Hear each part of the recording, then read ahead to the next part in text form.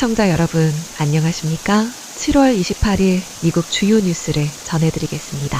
한국전 정전협정 체결 72주년을 맞아 미국에서는 참전용사들의 희생과 헌신을 기리는 한국전쟁 정전기념의 날 행사가 열렸습니다. 트럼프 대통령은 성명을 통해 미국의 영웅들이 공산주의 팽창을 저지하고 대한민국의 자유를 지키기 위해 낯선 땅에서 싸웠다며 이들의 용기를 기렸습니다. 그는 38개월간 계속된 처절한 전투 끝에 정전협정이 체결됐고 자유진영의 결의가 이를 가능케 했다고 밝혔습니다. 트럼프 대통령은 재임 중 비무장지대를 넘어 북한을 방문한 최초의 현직 대통령으로 한미동맹은 여전히 굳건하며 자유와 번영을 위한 공동의 사명을 이어가고 있다고 강조했습니다. 그는 또한 우리의 군을 재건하고 참전 용사들을 지원하며 전 세계 자유를 위협하는 세력에 맞서 싸우겠다고 말했습니다.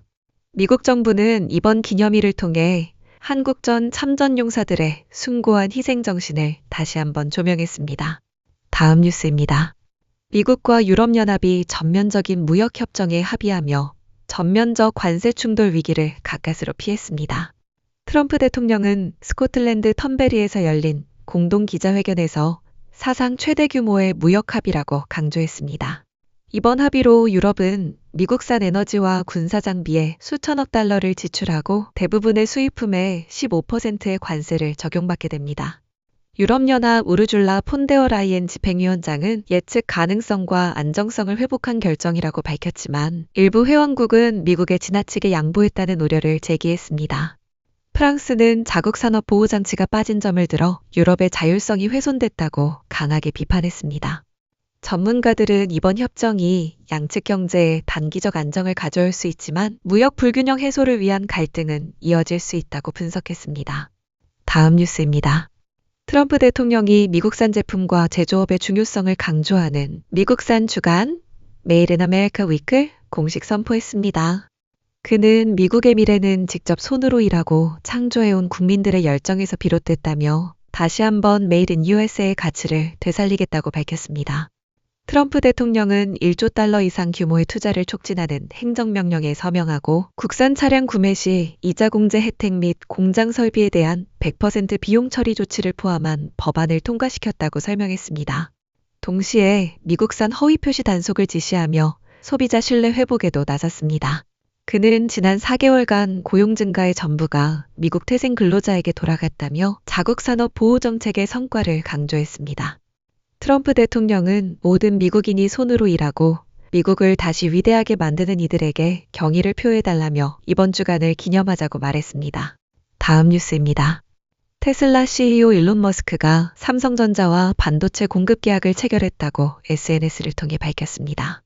머스크는 삼성의 텍사스 신규 반도체 공장이 테슬라 차세대 AI6 칩 생산에 전담될 예정이라며 이번 계약의 전략적 중요성을 강조했습니다. 앞서 삼성전자는 약 16조 5천억 원 규모의 대규모 공급 계약을 발표했지만 거래처를 공개하지 않아 궁금증을 불러왔습니다. 이번 협력은 테슬라의 고성능 자율주행 칩 확보와 삼성의 시스템 반도체 경쟁력 강화라는 이해가 맞아떨어진 결과로 해석됩니다. 머스크는 테슬라가 직접 제조 공정에 참여해 생산 효율을 높이겠다고 밝혔으며 진행 상황을 직접 챙기겠다고 말했습니다. 삼성전자는 이번 계약과 관련해 아직 공식 입장을 내놓지 않고 있습니다. 다음 뉴스입니다. 미국 법무부가 12만 명 이상의 회원을 보유한 아동 성착취 다크웹 사이트 4곳을 전격 폐쇄했다고 밝혔습니다.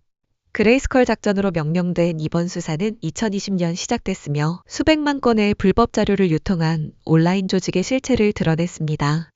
작전의 핵심 인물인 윌리엄 스피어맨은 총기와 함께 체포됐으며 전 세계적으로 가장 악명 높은 아동학대물 유포자로 꼽혀 종신형을 선고받았습니다. 현재까지 최소 18명이 유죄 판결을 받았고 피해자 대부분은 암호화와 서버 은폐 등 고도의 기술을 활용한 것으로 드러났습니다. 법무부는 이번 작전은 가장 성공적인 사례 중 하나라며 폐쇄된 사이트들은 현재까지 재생되지 않았다고 강조했습니다. FBI는 이번 조치를 계기로 아동 성착취물 확산 억제에 강력한 경고를 보냈다고 밝혔습니다. 다음 뉴스입니다. 미국 오하이오주 신시내티 도심에서 발생한 집단 폭행 영상이 온라인에서 급속히 확산되며 경찰이 수사에 착수했습니다. 지난 금요일 밤 엘름가와 4번가 교차로 인근에서 촬영된 영상에는 한 남성이 무차별 폭행을 당하고 이를 말리던 여성까지 쓰러지는 장면이 담겼습니다. 피해 남성은 머리와 얼굴에서 피를 흘린 채 바닥에 쓰러졌으며 여성을 포함한 군중 일부가 폭행에 가담한 모습도 포착됐습니다. 신시내티 경찰서장은 끔찍하고 용납할 수 없는 행위라며 관련자 전원을 추적하고 있다고 밝혔습니다. 해당 사건은 주말 음악 축제와는 무관한 것으로 확인됐으며 목격자나 제보자는 경찰 또는 범죄신고센터로 연락해 줄 것을 당부했습니다. 오하이오 주지사 후보 비벡 라마스와미는 범죄에 대한 방치가 도시의 안전을 해치고 있다며 강도 높은 법과 질서 회복을 공약으로 내세웠습니다. 마지막 뉴스입니다. 미국 전역에서 1억 3천만 명 이상이 폭염 경보 속에 주말과 세 주를 맞고 있습니다. 특히 조지아주 서베너부터 버지니아 비치에 이르는 남동부 해안 지역은 체감 온도가 43도에서 47도에 달하는 극한의 더위가 예고됐습니다. 중서부에서도 폭염이 이어지며 네브래스카주 링컨부터 미네소타주 미니애폴리스까지 체감 온도가 최대 44도로 예상됩니다. 다음 주 초에는 보스턴에서 뉴욕에 이르는 I-95 지역에도 폭염특보가 확대될 예정이며 한낮뿐 아니라 야간에도 기온이 20도 후반에서 30도 초반을 유지할 것으로 보입니다. 아틀란타, 샬럿, 텔러헤시 등 남동부 대도시들은 폭염경보 4단계 매우 위험 수준에 도달할 것으로 기상당국은 전망했습니다. 한편 중북부 미네소타와 위스콘신 일부 지역은 강력한 폭풍경보가 내려진 가운데 일요일 하루 동안 전국에서 항공기 1천여 편이 결항되고 8천여 편이 지연됐습니다. 이상으로 오늘의 뉴스를 마칩니다. 시청해주셔서 감사합니다.